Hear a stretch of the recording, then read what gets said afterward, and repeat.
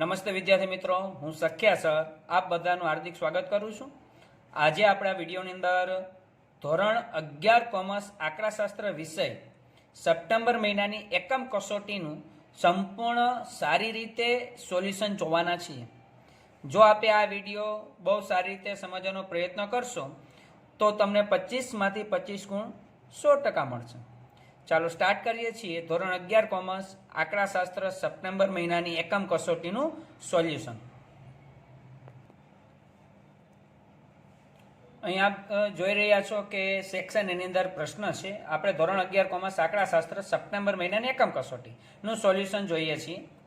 આ કસોટીની અંદર મુખ્ય 3 ચેપ્ટર હતા, પહેલું, બીજું અને ત્રીજું. ત્રણેય ચેપ્ટરમાંથી સંપૂર્ણ 25 માર્કનું પેપર એ આપને આપવામાં આવ્યું છે. એનું સોલ્યુશન. પહેલો પ્રશ્ન, નીચેનામાંથી કયું ઉદાહરણ ગુણાત્મક માહિતીનું છે? હવે આ પ્રશ્ન પહેલા ચેપ્ટરનો છે. 4 ઓપ્શન છે. ગુણાત્મક એટલે ગુણ આધારિત, સંખ્યા આધારિત નહીં. આવકની ઓછી, મધ્યમ, ઉચ્ચ વર્ગ, ઉત્પાદન, કામદારોની ઉંમર અને વ્યક્તિની ઊંચાઈ. તો આ બી, સી અને ડી ત્રણે ત્રણ આંકડામાં દર્શાવી શકાય. જો ટનમાં આંકડા હશે, વર્ષ આંકડામાં હશે, મીટર આંકડામાં હશે. આ એક જ આંકડામાં નહીં હોય તો આપણો જવાબ આવશે એ ઓપ્શન. આવકના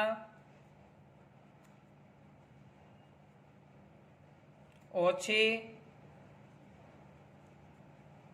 મધ્યમ અને ઉચ્ચ વર્ગો.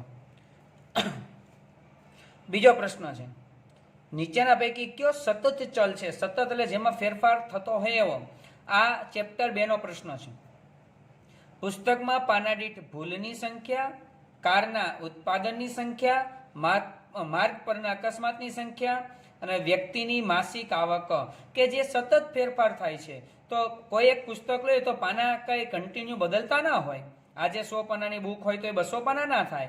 કારના ઉત્પાદનની સંખ્યા એ પણ લિમિટેડ થતી હોય. માર્ગ પરના અકસ્માતની સંખ્યા પણ વ્યક્તિઓની માસિક આવક છે કન્ટિન્યુ બદલી શકે છે.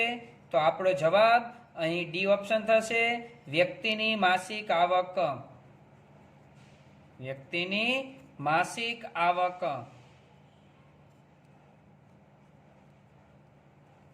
ત્રીજો પ્રશ્ન છે આપણો, નીચેનામાંથી કયા સંજોગોમાં મધ્યક શોધી શકાતો નથી? ત્રીજા ચેપ્ટરનો જ પ્રશ્ન છે. વર્ગમાં સમાન હોય ત્યારે, ખુલ્લા છેડા વર્ગો, વર્ગોની સંખ્યા 5 થી વધુ હોય, અનિર્વર્ક વર્ગો હોય, એસીડી હોય ત્યારે શોધી શકે. પણ ખુલ્લો છેડો એટલે આમ હોય 10 થી 20, 20 થી 30, 30 થી 40, 40 થી વધુ. વધુ એટલે કેટલા? તો કે નક્કી નહીં, એને ખુલ્લો છેડો કહેવાય. તો એ ઓપ્શનની અંદર તમે મધ્યક મેળવી શકો નહીં. તો આપણો જવાબ અહીં આવશે બી, ખુલ્લા છેડાના વર્ગો હોય. હવે સેક્શન બી, વિભાગ બી ની અંદર 4 પ્રશ્નો, દરેકનો 1 ગુણ, ટોટલ 4 ગુણ છે. પહેલો પ્રશ્ન છે, પ્રાથમિક માહિતી એકત્રિત કરવાની રીતો જણાવો. પહેલા ચેપ્ટરનો પ્રશ્ન છે. તો પ્રાથમિક માહિતી એકત્રિત કરવાની મુખ્ય 3 રીતો છે વિદ્યાર્થી મિત્રો.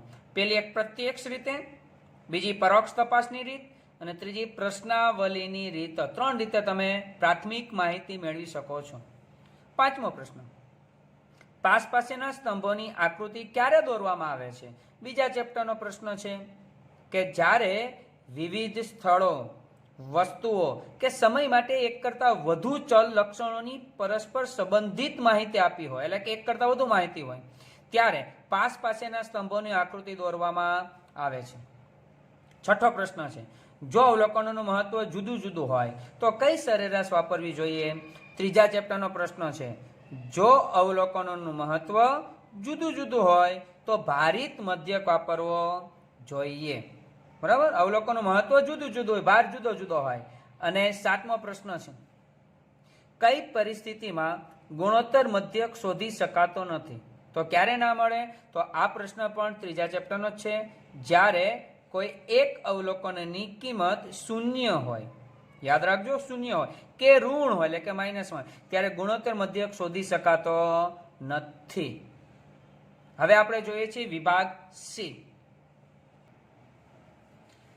વિભાગ સી ની અંદર પણ 4 ગુણ છે, એકના 2 ગુણ, 2 પ્રશ્નો છે, એક થિયરી છે, એક દાખલો છે.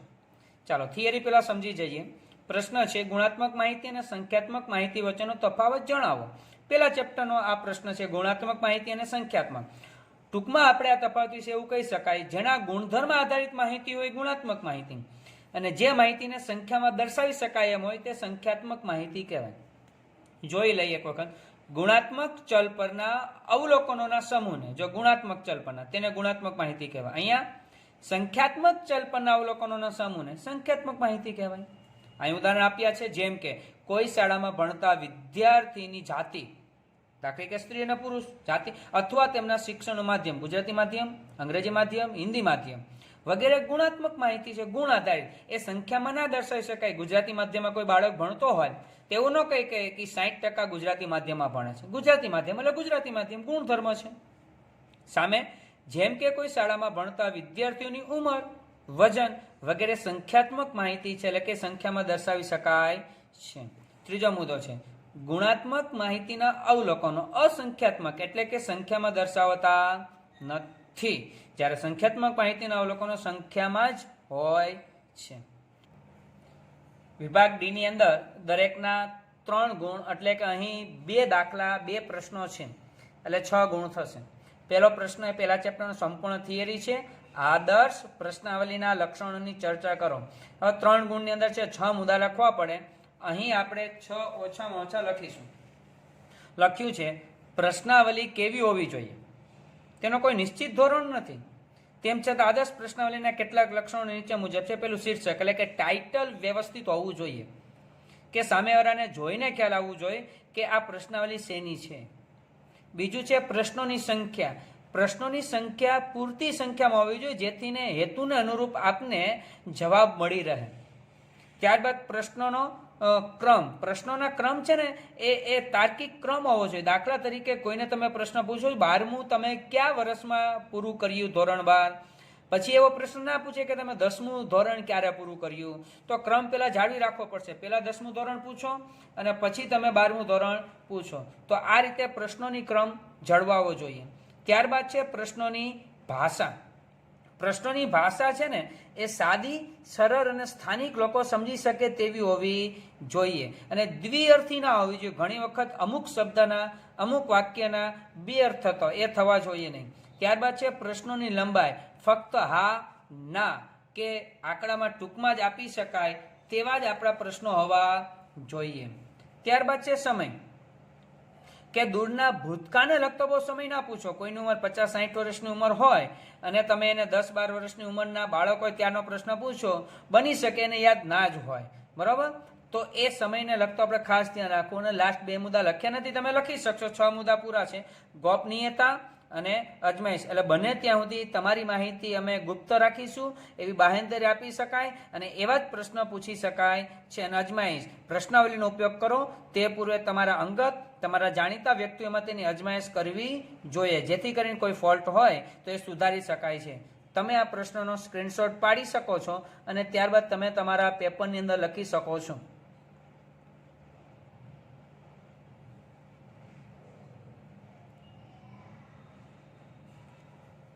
હવે વિભાગ ડી નો આપણે જોઈએ છીએ 11મો દાખલો. 11મા દાખલાની રકમ આ રીતે છે.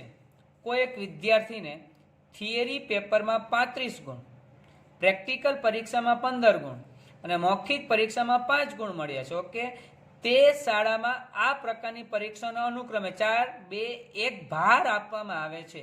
આ ત્રીજા ચેપ્ટરનો દાખલો છે, ભાર છે. વિદ્યાર્થીના ગુણનો ભારિત મધ્યક શોધો. ઓકે, આપણે કોષ્ટક બનાવવું પડશે. ભાર આપ્યો છે એટલે એને W કહેવાય. તો બાકીના જે વિગત છે એને આપણે X કહીશું. ચાલો કોષ્ટક બનીએ. મિત્રો, રકમ આ રીતે છે 11મા દાખલાની. એક વિદ્યાર્થીને થિયરી પેપરમાં 35 ગુણ, એ બધું આપણે જોઈ લીધું. તો અહીંયા આપણે એ 3 ખાના એના બનશે: વિગત, થિયરી, પ્રેક્ટિકલ, મૌખિક. X 35, 15 અને 5, W 4, 2, 1. તો ભારિત મધ્યક મારે શોધવો હોય તો મારે કરવું પડશે XW નો ખાનું. XW એટલે X અને W નો ગુણાકાર. 35 ગુણ્યા 4, 35 દુ 70 દુ 140, 15 દુ 30 અને 5 એકુ 5. મારે ટોટલ આની જરૂર નથી. આની ટોટલ છે સિગ્મા W, 4 ને 2 6 ને 1 7, સિગ્મા XW બરાબર. ચાલો ટોટલ 140 ને 170 અને 5 એટલે કે 175. તો હું અહીં નીચે લખીશ ભારિત મધ્યક. મારે જે શોધવાનું છે એના માટે શબ્દ લખીશ ભારિત મધ્યક. ભારિત મધ્યક. ભારિત મધ્યકનું સૂત્ર છે sigma x W અપન sigma W. ચાલો સિગ્મા એક્સ ડબલ્યુ કેટલું છે 175. સિગ્મા ડબલ્યુ ભારનો સરવાળો 7. આપણે કેલ્સીની અંદર 175 ભાગ્યા 7 કરીશું. 175 ભાગ્યા 7 એટલે આપણો જવાબ આવશે 25. ભારિત મધ્યક એટલે કે એક્સ બાર ડબલ્યુ. બરાબર. તો અહીં લાસ્ટમાં લખીએ છીએ x bar W is equal 25. તો આપણો જવાબ થયો 25. તો અહીં સેક્શન ડી પણ એ પૂરો થયો. હવે આપણે ભણવા માટે જઈ રહ્યા છીએ સેક્શન ઈ. સેક્શન ઈ ની અંદર પણ 2 દાખલા છે, દરેકના 4 ગુણ એટલે 8 ગુણ થયા. મિત્રો પેલા આ બીજા ચેપ્ટરનો દાખલો છે. બહુ શાંતિથી પેલા રકમ સમજવી પડશે અને રકમ જોવી પડશે. ત્યારબાદ હવે આપણે આગળ સ્ટાર્ટ કરીશું. એક ખાનગી કંપનીમાં 2011ના વર્ષમાં 1250 કેળવાયેલા અને 400 બિન કેળવાયેલા કારીગરો હતા. એટલે અહીં કેળવણી આપેલી છે. આગળ 220 સ્ત્રી કારીગરો હતી, તેમાંથી 140 બિન કેળવાયેલી હતી. વર્ષ 2012માં કેળવાયેલા કારીગરોની સંખ્યા 1475 થઈ, જેમાં 1300 પુરુષ હતા. એટલે જો સ્ત્રી શબ્દ આવ્યો તો પુરુષ આવ્યો. પેલા 2011 વર્ષ 2012 આવ્યું હતું. તો અહીં 3 વિગત આપને આપવામાં આવેલી છે. કઈ 3 વિગત છે? તો આપણે અહીં લખીશું કઈ મને 3 વસ્તુ આપેલી છે. પહેલી વસ્તુ છે વર્ષ. બરાબર. મને વર્ષ કે આપ્યા છે તો કે 2011, 2012, પછી 2013 અને લાસ્ટમાં અહીં જો 2014 છે. એટલે 4 વર્ષ આપને આપી દીધા છે. બીજું આપને તાલીમ પામેલા, કેળવણી પામેલા એવા આપણે વ્યક્તિઓ આપેલા. તો કેળવણી અથવા તાલીમ તમે લખી શકો, તાલીમ લીધેલી હોય એટલે લખશું આપણે કેળવાયેલા અને બિન કેળવાયેલા, જેને તાલીમ લીધી નથી. ત્રીજી વસ્તુ જાતિ આપી દીધી છે, જેમાં પુરુષ અને સ્ત્રી. હવે આપણે આનું સૌપ્રથમ નીચે કોષ્ટક, કારણ કે કીધું છે આ માહિતીને યોગ્ય કોષ્ટકમાં રજૂ કરો. એક વ્યવસ્થિત કોષ્ટક ડ્રો કરી લઈએ. આ રીતે કોષ્ટક આપણે ડ્રો કર્યું છે. હવે આ વિગતને છે વર્ષ સૌથી વધુ એટલે કે 4 એટલે એ આપણે ઊભા લખ્યા છે. હવે આને તમે કોઈ પણ રીતે ડિવાઇડેડ કરી શકો છો. કેળવાયેલા બિન કેળવાયેલા, તો અહીં કેળવાયેલા બિન કેળવાયેલા એમાં પુરુષ સ્ત્રી કુલ, અથવા બની શકે તમે અહીંયા પુરુષ લખો, અહીંયા સ્ત્રી લખો, તો અંદર કેળવાયેલા બિન કેળવાયેલા કુલ એ પણ ચાલે છે. તમારી અનુકૂળતા છે, તમને ખ્યાલ આવતો હોય એ રીતે કરી શકશો. અહીંયા આપણે લખીશું કેળવાયેલા, બિન કેળવાયેલા,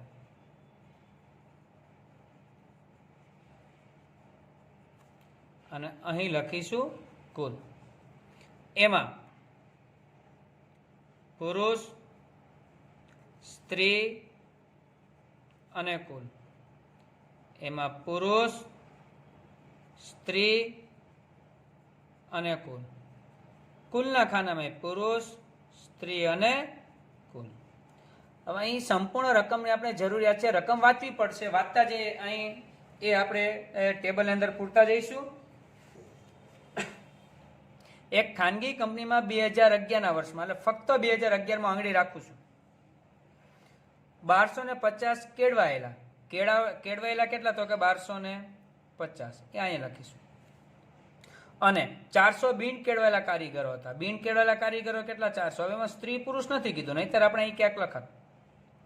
220 સ્ત્રી કારીગર હતી. હવે સ્ત્રી એમાં કેળવાયેલી બિન કેળવાયેલી નથી કીધી, તો સ્ત્રીમાં કુલના ખાનામાં જ 220 લખવું પડશે આપણે. 220 તેમાંથી 140 બિન કેળવાયેલી. જો સ્ત્રી હતી ને એમાંથી 140 બિન કેળવાયેલી.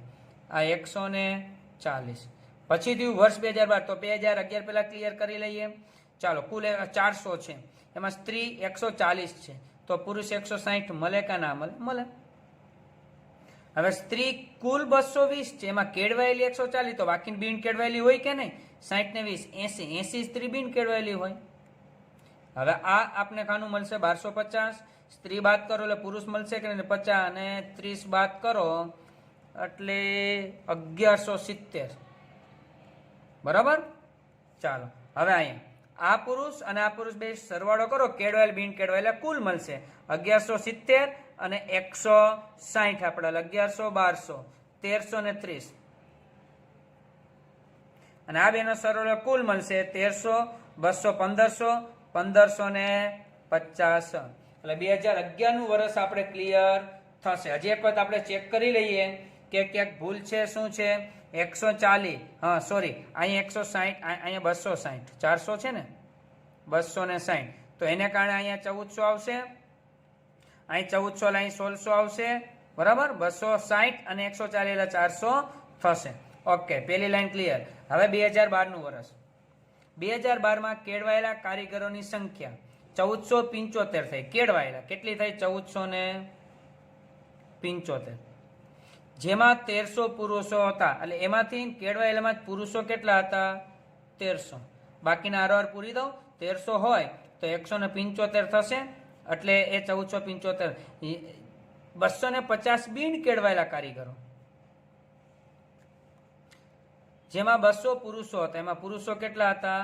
200. તો બાકીનું શું હશે? સ્ત્રી. હવે વર્ષ બદલી ગયું તો આને પૂરું કરીએ. 2 પુરુષનો સરવાળો એટલે 1350,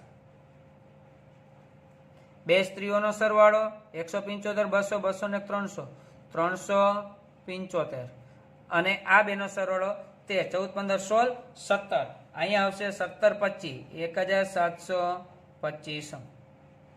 2013 નું વર્ષ. હવે 2013 ના વર્ષમાં 1700 કેળવાયેલા અને 50 બિન કેળવાયેલા કારીગરો હતા.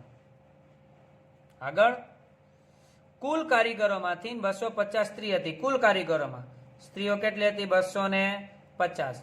તેમાંથી 240 કેળવાયેલી એટલે કેળવણી પામેલી, તાલીમ પામેલી 240. પછી વર્ષ બદલી જાય છે. આને ક્લિયર કરીએ. 1700 માંથી 240 આપણે બાદ કરીએ એટલે આપણે 1460 મળશે. ચાલો હવે આપણી ભાઈ કુલ અહીંયા છે તો આ કુલ છે. આ બેનો સરવાળો કરશો એટલે કુલ આ મળી શકશે 1750. આ 1750 250 બાદ કરો આપણે એટલે 1500 મળશે. આ 1500, બરાબર. હવે આ બે ખાના છે તો કુલ 1500, એમાંથી 1460 બાદ કરો એટલે મને કેટલા મળશે? 1500 માંથી 1460 બાદ કરો એટલે 40 મળશે. પછી 50 માંથી 40 બાદ કરો કેટલા મળશે? 10. 2014 નું વર્ષ. કુલ 2000 કારીગર હતા. ઓકે, કુલ કારીગર, તેમાંથી 2% બિન કેળવાયેલા. આના 2%, 2000 ના 2% એટલે ફક્ત 40 થાય, બરાબર. અને એ હતા બિન કેળવાયેલા. તો બિન કેળવાયેલા કારીગરો અહીંયા 40 મૂકી દો, 2%. પછી કીધું છે કુલ કારીગરોમાં 300 સ્ત્રીઓ હતી. ઓકે, 300 અહીં સ્ત્રીઓ મૂકી દો તો પુરુષો કેટલા આવશે? 1700. ટોટલ 2000 છે. જેમાં 10 બિન કેળવાયેલી સ્ત્રીઓ હતી. બિન કેળવાયેલી સ્ત્રીઓ કેટલી હતી? 10 હતી. તો 30 પુરુષો બિન કેળવાયેલા હોય તો જ 40 થાય. આ માહિતી યોગ્ય કોષ્ટકમાં. ઓકે, તો 1700 માંથી આ પુરુષ છે, આ પુરુષ છે, બરાબર. 1700 માંથી 30 બાદ કરો એટલે કેટલા મળશે? તો કે 1670. 300 માંથી 10 બાદ કરો તો કે 290. 2000 માંથી 40 બાદ કરો એટલે કે 1960. તો વિદ્યાર્થી મિત્રો, જેના 4 ગુણ છે એક દાખલાના, આ રીતે કોષ્ટક તમે બનાવી શકો છો. છેલ્લો દાખલો આપણે જોઈએ. 13મા દાખલા રકમ. કોઈ એક ઝોનમાં આવેલી જુદી જુદી કંપનીના વાર્ષિક વેચાણ વેરાનું વિતરણ નીચે આપેલ છે. કંપનીઓના વેચાણ વેરાનો મધ્યક શોધો. ઓકે, મધ્યક એટલે ત્રીજા ચેપ્ટરનો દાખલો થયો. ચાલો પેલા આવેલા કોષ્ટક ડ્રો કરીએ, પછી આગળની વિગત વિચારીએ. આપણે કયા ખાના બનાવવા પડશે જવાબની અંદર? તો સૌપ્રથમ જે વેચાણ વેરો છે એ વેચાણ વેરો લખવો જ પડશે. પછી કંપનીઓની સંખ્યા છે એને એપ તરીકે, આવૃત્તિ તરીકે ઓળખવામાં આવે છે. તો પેલા રકમના ખાના 0 થી 10, 10 થી 20, 20 થી 30, 30 થી 50 અને 50 થી 70. એપ મારી પાસે 3, 14, 32, 40 અને 21. ચાલો હવે મારે ક્યાં ખાનાની જરૂર પડશે? જો હવે અહીં વર્ગ લંબાઈ જુદી છે, આ ત્રણની સરખી, પછી 20 નો ડિફરન્સ 10 નો છે, તો ડી ધારીને નહીં થાય, પણ fx નો રીતે દાખલો કરીશું તો મારે બે ખાના બનાવવા પડશે, એક x નું ખાનું અને એક fx નું ખાનું.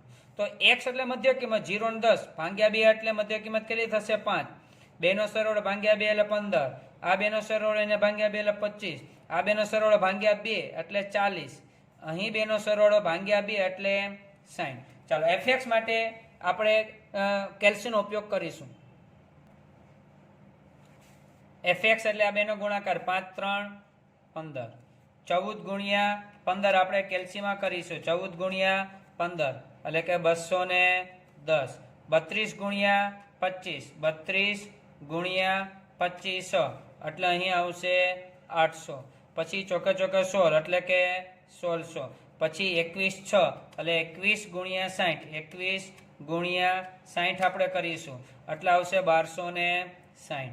આ બધાનો સરવાળો એટલે સિગ્મા fx કહેવાય. તો સિગ્મા fx બરાબર આપણે કરીએ કે ભાઈ 1260 પ્લસ 1600 પ્લસ 800 પ્લસ 210 પ્લસ 15.